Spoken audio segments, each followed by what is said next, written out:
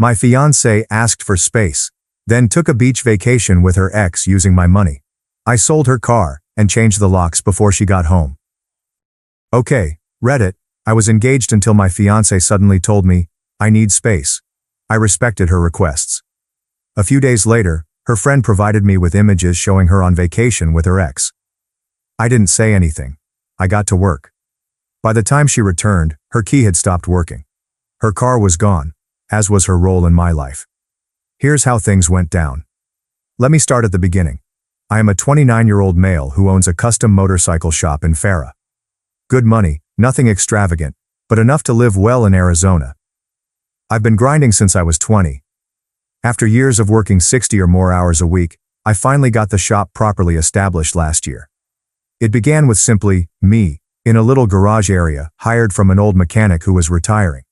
I now have 4 full-time staff and a reputation for doing some of the cleanest custom work in the Southwest. The shop was not given to me on a silver platter either. To grow my capital, I saved every dollar I earned while working at other stores, took night studies in business management, and lived in a shoebox-sized studio apartment for 3 years. It's deeply fulfilling to walk into my shop every morning knowing that every bolt, tool, and square inch is there, because I earned them. I've never been the sort to splurge on costly things. My father watched his brother lose everything in a horrible divorce in the 1990s. House, retirement funds, and even having to liquidate his little business to pay the settlement.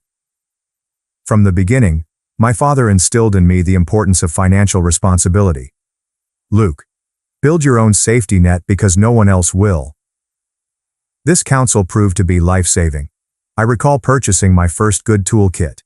Dad came over to my flat, noticed me organizing these brand new snap-on wrenches, and simply nodded. Good investment. Tools make money, toys don't. He then assisted me in creating a custom storage solution for them out of scrap wood from his own garage. That's my father. Practical advice followed by practical assistance. I acquired my flat 3 years ago, when the market was down a little. The remainder of my money goes directly to investment accounts and the shop. The 2 exceptions to my modest lifestyle are my Ducati Monster, which is midnight black with bespoke exhaust that sounds like pure mechanical poetry, and my dog Max, a 3-year-old German Shepherd who has been with me since he was a puppy. I would occasionally take him shopping. Customers adored him, and he'd just sit outside my office, occasionally greeting folks with a tennis ball in his jaws. Max and I have had the most steady relationship of my life. There is no drama or complaints about working late. Only pure loyalty. The type of friend who is equally content going for a mountain run or simply laying at your feet as you work on engine plans. My fiancée Aretha, a 27-year-old woman, and I had been together for 2 years and engaged for the last 6 months. The wedding is scheduled for this fall, and payments have already been made on the venue, caterers, and other details. She relocated to my flat after the first year. On the surface, everything looked to be going well. She had her career, and I had mine at the shop. We had the entire future planned out. Meeting Aretha felt like fate at the time. We met through a mutual friend at a housewarming party. She was stunning, with flawlessly styled blonde hair, and the kind of presence that turns heads when she walks into a room. Smart too, always understood what to say to clients, and how to work a room. Our first few dates went perfectly. She appeared to be engaged in my business, asking the appropriate questions, and laughing at my jokes. I'm thinking about how I overlooked several red signs. She'd make remarks about my buddies being very simple, because they like sports and gaming. I dubbed my closest friend Tristan's apartment a man cave nightmare, since he had gaming consoles and a large TV. Tristan never liked her. He felt she had princess vibes and was always observing how she acted differently around certain individuals. Notice how she talks to that waiter versus how she talks to your landlord, he'd tell you. 2 different individuals. I dismissed it as her being socially adaptive. That's what males do sometimes. We see what we want to see. When a woman who looks like she belongs on a magazine cover expresses interest, we ignore the warning signs. Basic male programming fault. But I ignored it all because I believed we were solid. The sex was excellent. She looked stunning on my arm at professional functions. And I thought I had found someone who appreciated my efforts. When she suggested marriage, I thought, why not? I was settled and ready to begin the next chapter. It was a random evening in May. I was preparing dinner. Yes, I did the majority of the cooking even after spending all day at the shop, while she was too tired from sitting at a desk when my phone rang with a text message. Luke, things feel complicated. I'm stressed over the wedding, and I really need some space to think and figure things out. Don't contact me for a while, please. I'll reach out when I'm ready. It was more than just a gut punch. 6 months to our wedding, and she needs space? There was no warning or communication, only a text requesting me to effectively disappear while she figured things out. But it's fine. I tried to be understanding. I texted back, "Okay, I understand. Take the time you need." Then nothing. She requested for radio silence. I spent the following few days in a fog. Could not concentrate at work. I was working on a custom seat for a 72 Triumph when Tristan walked by the shop.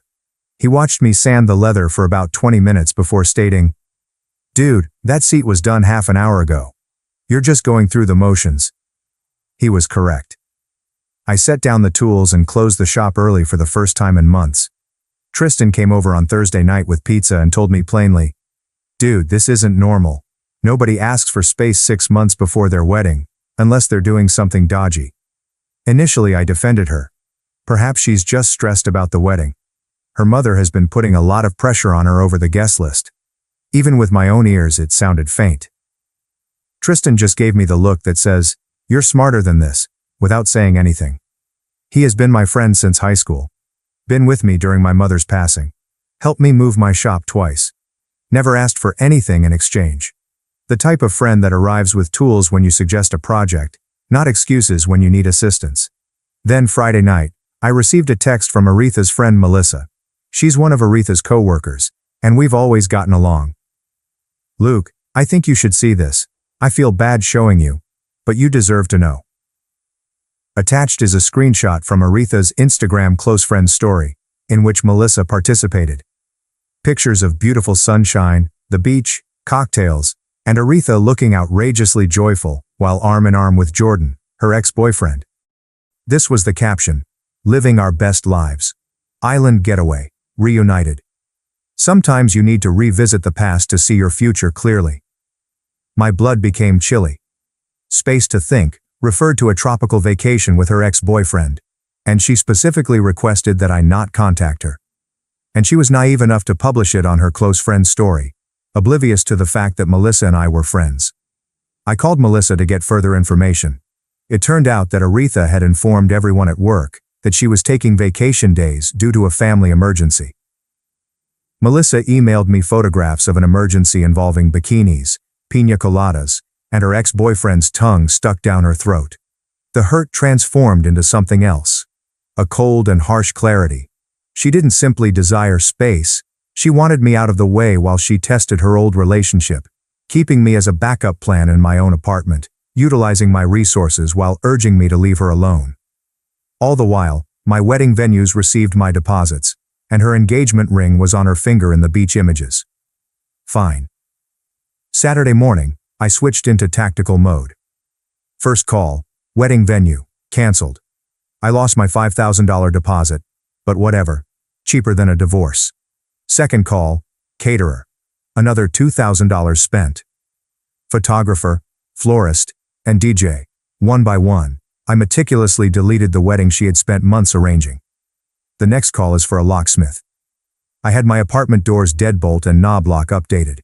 It cost around $250 and was well worth the money. I spent the next hour poring over documents, documenting what I had paid for and what she had.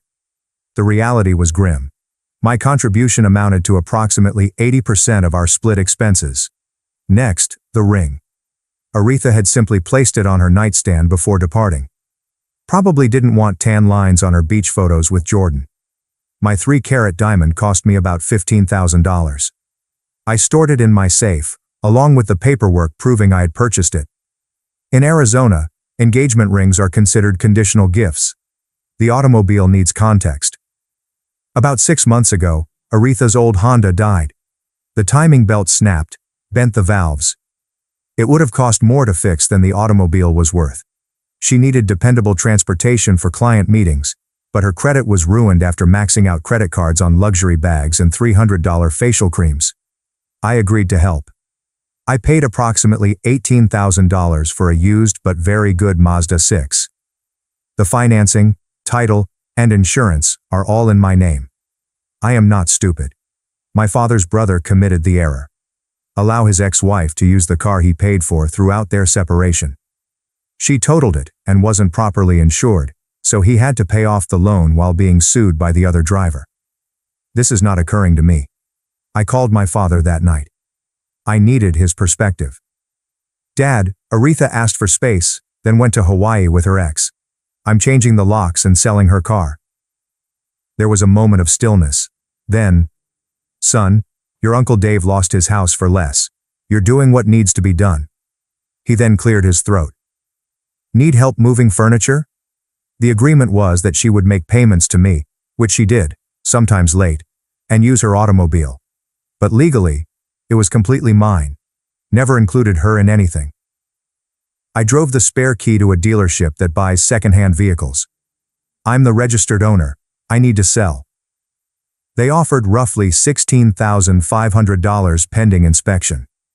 I completed the initial paperwork and left the car there. Her allotted parking spot at the apartment complex was unoccupied.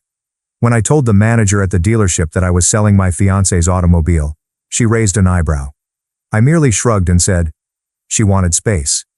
I'm giving her about 16,500 feet of it. I called Tristan and asked him to pick me up. He was impressed. Damn, you're ice cold right now, but she deserves it. We spent the weekend boxing her belongings from the flat. Not tossing it away, but making it ready. Each designer shoe, I counted 37 pairs. Every pricey bag. Every piece of jewelry I had given her for birthdays and anniversaries was carefully packed away. During the process, I discovered a few fascinating things. Credit card statements showed hundreds of dollars in debt, which she had never revealed. A hidden stockpile of emergency cash, about $800, was fastened to the back of her drawer. A 3-month-old journal in which she had made pros and drawbacks lists, comparing me to Jordan. My name featured financial stability and good future father in the advantages column. Jordan boasted exciting, passionate, and history together on his side. Guess which way she was leaning based on her current location. I also had a meeting with my lawyer. I shared the screenshots, explained the scenario, and asked how I could defend myself. Arizona does not allow common law marriage, so there was that. We had never merged our funds. My flat was exclusively in my name, and I legally owned the car. He advised documenting everything: the engagement termination, the car sale, and the contents of the flat. I was told to only converse in writing from now on. I felt tranquil, as if I were executing an essential surgery. Did I feel like an absolute idiot? Absolutely. However, intellect, not emotions, was driving this bus. She requested space and no touch. She indicated that the relationship was over by taking a trip with her ex. I was merely honoring her request and protecting myself. The shop was quiet that weekend. I went in anyway, just to have somewhere to stay. Started reorganizing the tool room, deep cleaning equipment, and upgrading our inventory system, all of which get pushed aside during hectic periods. There's something soothing about establishing order to a room when your personal life is disorganized. My chief mechanic, Diego, came in for a few hours to assist with a hurried task. They didn't inquire why I was there on a Sunday, just offered me the things I needed. That is what I admire about the men at the shop. They recognize that working with your hands can help you process what's going on in your thoughts. According to Instagram, the Best Life vacation extended an additional week. The countdown to meltdown was underway. One small consolation amid all of this: at least my Ducati remained secure. Aretha had always grumbled that it was too risky and a waste of money, but I had insisted on maintaining it. When Tristan picked me up from the dealership, he looked at me and said, "We're going to ride bikes this weekend. You need it." He was correct. She had tried to get me to sell the Ducati around 6 months into our relationship. "We could use that money for a down payment on a bigger place," she said. Never mind that I already owned my apartment and had no desire to incur additional debt for a larger space that we didn't need. The Ducati stayed, and I was happy for the minor triumph. Sunday morning we rode our bikes through the Highlands. Tristan rode his Kawasaki, while I rode my Ducati. The concentration necessary to navigate such curves at speed was precisely what I needed. It's impossible to think about relationship problems when calculating lean angles and watching for gravel. Max was the only bit I felt guilty about. Aretha had agreed to our puppy, but she had never properly cared for him. She had grumbled about his fur, energy, and the price of his food. Even so, if she didn't return, he'd be confused. It turned out that I didn't need to worry. Max appeared content with just me there, taking the entire couch without being shooed away. Aretha's tropical holiday with Jordan lasted 10 days. Then D-Day came. Tuesday evening, at 9 p.m., I was drinking a beer with Tristan, who insisted on being present in case things turned wild. We heard keys jingle outside, followed by puzzled scratching at the lock and pounding. "Luke, open the door. My key is not working." Tristan looked at me. Showtime. I opened the door halfway. Aretha stood there looking beach-tanned and furious, her bag beside her. "What the hell? Why doesn't my key work?" "Because I changed the locks." My tone was steady. Her eyes expanded. "You what? Why would you do that?" "You want distance and no communication, Aretha. I handed it to you permanently. Weddings are also canceled. I've already called everyone." "What are you talking about?" "I just needed some time to think." I took out my phone and showed Melissa the screenshot she emailed me. "Think about this. With Jordan, on your romantic beach break, which you mentioned?" Her expression changed from indignant to panicked in an instant. That, did Melissa show you that?" "That is not what it appears to be. It looks like my fiancé is on vacation with her ex while I am at home preparing our wedding." This is pretty self-explanatory. It was a last-minute situation. He was going through a difficult period and needed to talk to someone. Tristan snorted from behind me. I simply stared at her. "So you go to Maui to be his therapist?" Her gaze shifted to the empty parking spot. "Where is my car, Luke?" The arrogance in her voice was astounding. Like I had buried her toy. "It's not your car. Never was. It's being sold. Title, loan, insurance. All in my name." "You're selling my car?" She pounded her foot. "You can't do that. I've been making payments." "Payments for using my car, which is now over." "This is insane. I'm calling the cops." She took out her phone. Tristan, who had been observing, began giggling. "Yeah, call them. Tell them your ex-fiancé is selling his own car and changed the locks on his own apartment after you cheated. That'll go well." Aretha looked as if she had just spotted him. "This isn't your business." Tristan's reaction.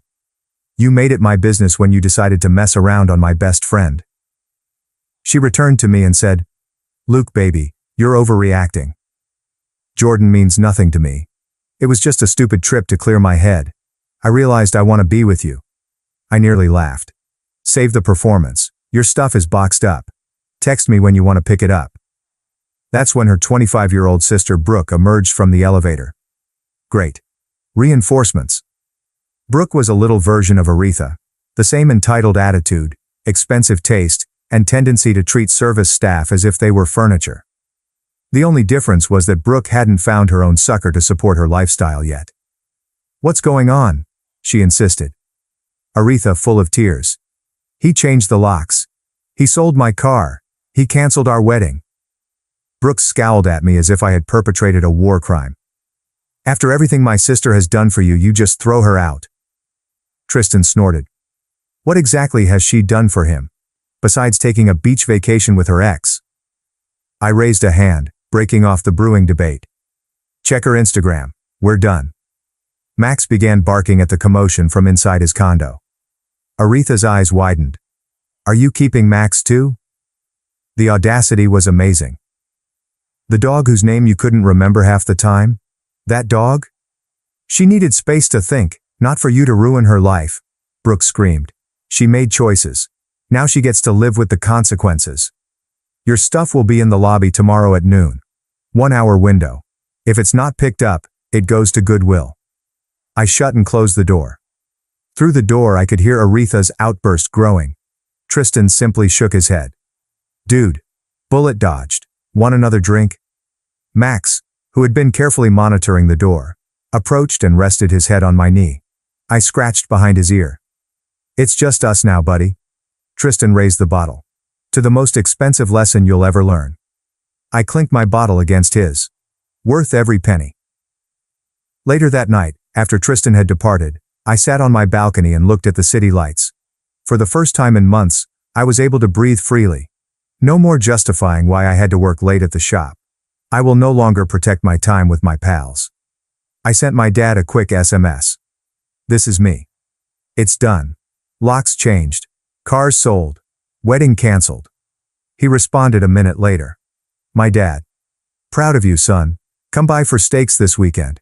Bring Max. Your mom would have kicked her ass, by the way. That made me smile. Mom has been away for 6 years, but Dad was correct. She would have seen through Aretha in a heartbeat. The next day was like witnessing someone comprehend gravity as they stepped off a cliff. Aretha's texts began at 6 a.m. You can't do this to me. Where am I supposed to live? I need my car for work. We need to talk about this like adults. I made a mistake, but you're being cruel. I did not respond to any of them. Tristan and I loaded her boxes and delivered them to the lobby at noon sharp. I'd even ordered everything by category. A courtesy she didn't deserve, but I gave nonetheless since I'm not an animal. Aretha arrived with Brooke and their mother, Cheryl, in tow. Cheryl, the root of Aretha's entitlement, attacked me right away. Luke, this is completely unacceptable behavior. Aretha made one mistake. She was confused. She's under so much pressure with the wedding. Not anymore, she's not. I pointed to the boxes. Everything's here. You have 1 hour. My daughter lived there for a year without being on the lease, without paying rent, driving a car she didn't own. Seems like the free ride is over. Cheryl's face became purple. Aretha alternated between crying and glaring daggers at me. Brooke was on her phone, most likely updating the others of the family drama group chat. I left them to it, informed the doorman they had till 1 p.m., and went to lunch with Tristan. When we returned, they were gone, along with her belongings. Mission completed. But it did not end there. The number of SMS and phone calls increased significantly. Aretha, Brooke, Cheryl. Even their father joined in on it. When banning their numbers proved ineffective, they began using friends' phones. The story they were telling was something else. They claimed I had viciously dumped Aretha over a misunderstanding, stolen her car, and kept her apartment. Of course, there's no mention of the ex's beach trip. Aretha's social media accounts went into overdrive. Vague posts about believing the wrong person and recovering from betrayal. A particularly striking one featured her staring wistfully out a window with the caption, "Sometimes the people you take a bullet for are the ones behind the trigger." The irony was thick enough to be sliced with a knife. Then our common friend started contacting me. Dude, that's cold. Selling her car like that? Man, couldn't you have given her more time to find a place? Melissa, bless her, was shutting that down anywhere she could. He has screenshots, people. She was on a romantic trip with her ex while engaged. Aretha must have realized Melissa had emailed me the screenshots since Melissa began contacting me shortly after. She got me fired. Told our boss I was creating a hostile work environment by meddling in her personal life. This is simply an FYI. That annoyed me more than anything else. Melissa had done the right thing, but Aretha wrecked her employment out of spite. I quickly called Melissa and offered to assist her with references, connections, and whatever she needed. That was the least I could do. Melissa praised me. I knew she was self-centered, but I didn't think she'd go this far. I promised to provide her with some industry contacts who could be recruiting. She had skills. Aretha's vindictiveness should not jeopardize her profession. That night, Tristan joined us for our weekly game session. We turned on Call of Duty while Max lounged at our feet. My phone continued buzzing with texts from Aretha, who was using yet another friend's phone number. Tristan grabbed my phone between rounds and began reading them in a mocking tone. "You're making a huge mistake, Luke. I was confused, but I chose you. Please respond." Tristan scrolled to the next one with theatrical flair. "My mother is very disappointed in you and says you're behaving childishly." I grasped my chest in mock horror. Guess I'll just cry myself to sleep on my Ducati. Another line read, "I hope you know you're breaking my heart. I cried all night thinking about our wedding." Tristan almost choked on his drink. "Oh my God, she's seriously complaining about her vacation time after cheating on you." My phone vibrated again. Tristan stared at it and erupted into laughter. Dude, she just texted, I miss Max. He misses me too. Dogs need a mother. I looked at Max, who was happily eating his favorite toy. Yeah, he's clearly devastated. Look at him, practically wasting away from grief. Tristan was still going through my messages. Wait, here's one from her dad. Luke, I've always respected you as a businessman, but your behavior towards my daughter is unacceptable. We expect you to make this right. Tristan tilted his head toward me. What exactly does this right mean? Give her back the car you paid for? Let her live in your apartment rent-free? I shrugged. Probably all of the above, plus a groveling apology for having the audacity to be upset about her cheating. The entire affair was ludicrous to the point of comedy. Aretha and her family lived in a world where deeds had no consequences, at least for them. In their vision of reality, I was the villain for reacting rationally to her betrayal. At work, I worked on a new project, a vintage Honda CB750 that a client had handed off for thorough restoration. There's something soothing about breaking down an engine into its separate components, cleaning each one, and rebuilding it better than before. The shop became my refuge, a location where issues had logical solutions, and tasks had definite beginnings and ends. My employees sensed a shift in me. Diego, my head mechanic, finally questioned what was going on after I had spent 3 hours changing a wiring harness without taking a break. I handed him the highlight reel. His response was flawless. A thoughtful nod followed. Women, man. My cousin went through the same thing. You want me to order those brake calipers for the Triumph while you finish that wiring? That's all I needed. Practical answers, not theatrics. The shop remained open late that week as I put myself into work. Nothing heals heartache like productivity, and a bank account that is growing rather than bleeding money for someone else's desires. Dad went by the shop with lunch on Thursday, continuing a custom he established when I first opened it. He'd bring sandwiches from a small deli near his house, and we'd eat in my office, chatting about everything and nothing. How are you holding up? He said between bites. Better than expected, I acknowledged. Work helps. He nodded. Your Uncle Dave gained 15 pounds after his divorce, sat around eating microwave burritos and watching game shows. He smiled at me and said, You're doing it right, stay busy, keep moving forward. Simple advice, but just what I needed to hear. 2 weeks following his return, the actual harassment campaign began. The police arrived first. I arrived home from work to see a patrol cruiser outside my building. 2 cops wanted to discuss a domestic dispute and charges that I was withholding personal items. I gave them the documents my lawyer had prepared, proof of automobile ownership, an apartment contract in my name solely, and canceled wedding receipts. I showed them the screenshot of Aretha and Jordan. I explained that I'd given her all of her stuff. They departed satisfied, as this was a relational issue rather than a legal one. As they left, one of the officers gave me a knowing look. Document everything from here on out, he said gently. These situations tend to escalate. Words of wisdom from someone who had seen this happen before. The next day, my landlord called with a noise complaint. Apparently, an unidentified neighbor reported loud disputes and potential domestic disturbances. I explained the problem. Fortunately, I had a positive relationship with the property management. She stated that she had witnessed Aretha try to tailgate residents into the building multiple times, which was against protocol. The situation then escalated. Aretha and Brooke began showing up at my business, just happening to be in the lobby as I was leaving. Aretha once attempted to force her way into the elevator with me, shouting about how I had ruined her life. When Diego and the other guys realized what was going on, they constructed a protective barrier. Boss, do you want us to call security? Diego inquired, placing himself between Aretha and me. I nodded, and they led the sisters out. My squad has my back, no questions asked. This was getting out of control. I filed a police report about the harassment. I started documenting every conversation, saving every text and voicemail, installing a security camera at my apartment door that was linked to my phone, and giving the front desk a photo of Aretha with instructions not to let her up under any circumstances. The breaking point occurred when I awoke to discover my car's tires slashed. At 3 a.m., security cameras saw Brooke doing it.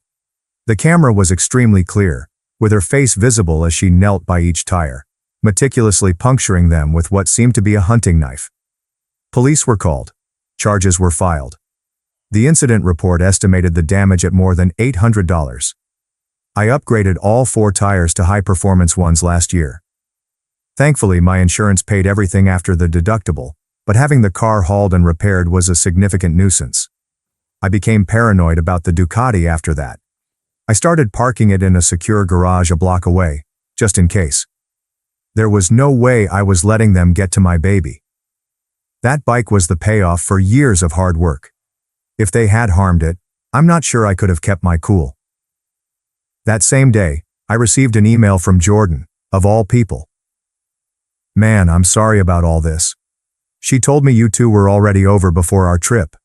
I didn't know you were still engaged. She's been showing up at my place too. Just thought you should know." Aretha had fed him a whole lie, that we had broken up weeks before, that I was possessive, and that I refused to accept the end of our relationship. When he discovered the truth through common friends, he ended things quickly. Now she was turning up abruptly at his apartment, crying and wanting another chance. "Bullet dodged, brother," he replied before hanging up. I couldn't argue with that. Later I discovered that Aretha had spread allegations about me being aggressive, controlling her finances, and trapping her in the relationship. She portrayed herself as the victim of a domineering monster, rather than a lady who was found cheating and lost her meal ticket. What's the problem with her narrative? Too many people had witnessed the reality. My neighbors had noticed me walking Max alone every night, while she stayed inside watching Netflix. My staff had witnessed her show up demanding money while her credit cards were maxed up. Our pals had witnessed how she treated service personnel when she believed no one was watching. Tristan and Melissa stood by each other through everything. Tristan even informed Aretha via a mutual friend that I was documenting everything for a restraining order. Melissa, despite losing her job, provided me more screenshots of Aretha talking about the beach trip to her pals before leaving. Luke thinks I'm just thinking, LOL. Meanwhile, Jordan and I will be living it up in paradise. The screenshots included timestamps and dates. There is undeniable proof of purposeful dishonesty. I included it all to the expanding dossier that my lawyer was maintaining. I contacted my father following the tire slashing incident. "They're escalating," I said. "Slashed my tires. Showing up at work. Spreading rumors." "Makes sense," he responded with surprising calm. "How does any of this make sense?" "Son, you revoked her free ride. People do not surrender resources without a battle. Your uncle's ex-wife did the same thing. She keyed his truck and told the neighbors he was cheating. It's what happens when the gravy train stops moving." He stopped, then said, "Did you put up your security camera like I showed you?" "Yes, sir. I caught her sister on video with the knife." "Good man." I filed for a restraining order.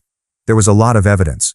Workplace incidents, slashed tires, continual harassment, bogus police reports, and dozens of messages from various numbers after being banned. The hearing was planned. I was ready. The restraining order hearing was like viewing a real-life version of the shocking Pikachu meme. Aretha arrived with Cheryl, dressed as if they were going to church, perhaps anticipating pity from the court. I arrived with my lawyer and a binder full of evidence. Aretha's tactic became evident quickly.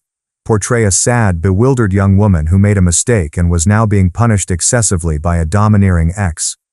It could have worked if we hadn't had the receipts. My lawyer meticulously documented the pattern of harassment. The judge flipped over the evidence with an increasingly serious expression. The judge issued the restraining order immediately. 3 years, and no contact within 500 feet of me, my house, or my business. That should have been the end.